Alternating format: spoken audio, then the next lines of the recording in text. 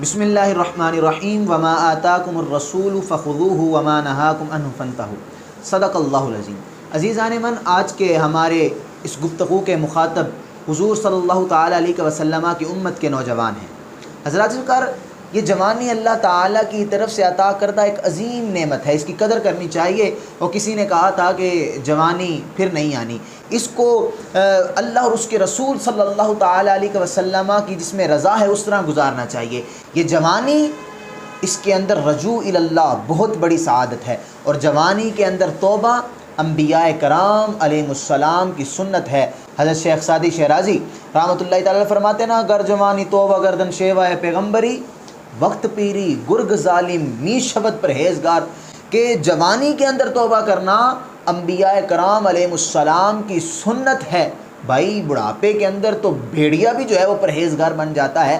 حضرت ذکر، مزہ تب ہے کہ جب جوانی مکمل جوبن پر ہو اور زندگی کے اندر لذات اور شہوات یہ جوبن پر ہوں، اور بندہ ان سب چیزوں کو ترک کرے صرف اور صرف اس لیے، محض اس لیے کہ اللہ اور اس کے رسول صلی اللہ تعالیٰ علیہ وسلم کی رضا حاصل ہو جائے، صرف مقصد یہ ہو۔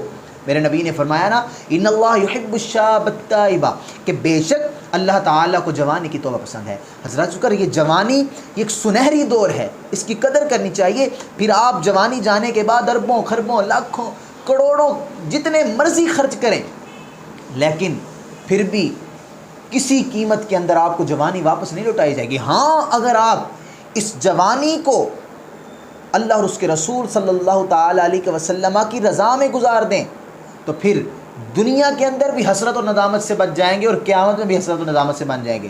لیکن اس کے برعکس پھر آپ کو دنیا کے اندر بھی حسرت و ندامت ہوگی، اور آخرت کے اندر بھی حسرت و ندامت ہوگی۔ میرے نبی کریم صلی اللہ علیہ وسلم نے ارشاد فرمایا نا کہ قیامت کے دن تب تک بندہ اپنا اگلا قدم نہیں اٹھا سکے گا جب تک ان 5 سوالوں کا جواب نہیں دے دے گا۔ تو عرض کی، یا رسول اللہ صلی اللہ تعالیٰ علیہ وسلم، وہ کون سے ایسے 5 سوال ہیں؟ تو فرمایا، سوال ہوگا کہ بھائی تجھے ہم نے جوانی عطا کی تھی، تو نے اپنی وہ جوانی کہاں پر گزاری؟ پھر سوال ہوگا، تجھے ہم نے زندگی دی، عمر دی، وہ تو نے عمر کن کاموں میں صرف کر دی؟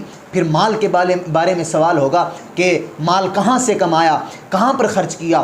پھر علم کے بارے میں سوال ہوگا، بھائی تو نے علم تو حاصل کیا، کیا اس پر عمل بھی کیا؟ میرے نبی فرماتے ہیں، جب تک بندہ ان 5 سوالوں کا جواب نہ دے لے گا تب تک وہ قیامت کے روز اپنا اگلا قدم نہ اٹھا سکے گا۔ میرے دوستوں، میرے ساتھیوں، آج ہمیں واپس آنے کی ضرورت ہے۔ یقین کریں جتنی اہمیت میرے نبی کریم رؤوف الرحیم صلی اللہ تعالیٰ علیہ وسلم نے نوجوانوں کے دی، علیحدہ نوجوانوں کے لیے مجلس جو ہے اس کی تیاری کرواتے، ان کے لیے علیحدہ درس اور تدریس کا سلسلہ جاری کرتے۔ میرے نبی کریم رؤوف الرحیم صلی اللہ علیہ وسلم علیحدہ تربیت فرماتے نوجوانوں کی۔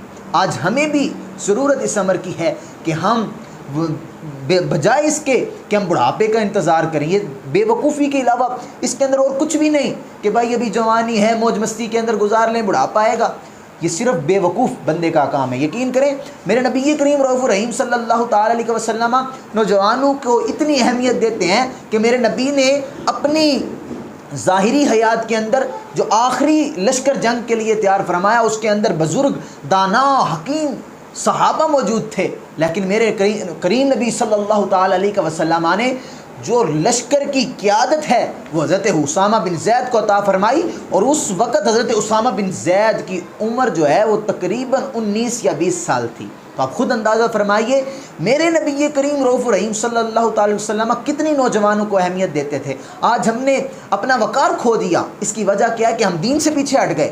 تو آئیے نوجوانوں، اپنے جب آپ اکٹھے مل کر بیٹھتے ہیں، چند دوست گفتگو کرتے ہیں، تو وہاں پر اس بات کو ڈسکس کریے کہ ہمارے اندر سے جہاد کا جذبہ کیوں ختم ہو گیا؟ وہ دور کہاں پر گیا کہ مائیں اپنے چھوٹے چھوٹے لال اٹھا کر آ جاتی تھی، فرماتی تھی کہ یہ اور کوئی کام نہ دے گا تو یہ کم از کم ڈھال کا تو کام دے گا، یا رسول اللہ جب تیر آئے تو میرے بیٹے کو سامنے کر دیجئے گا۔ آج کیا ہے، ہمارے نوجوان جہاد بھول چکے، دین بھول چکے، صرف اور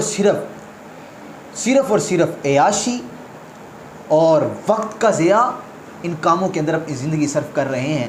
نوجوانوں واپس آئیے، وہ کسی شاعر نے کہا تھا، جوانی کے یہی دن ہیں، بڑھاپے میں کہاں ہمت، جو کچھ کرنا ہے اب کر لو، ابھی نوری جواں ہو تم۔ والسلام۔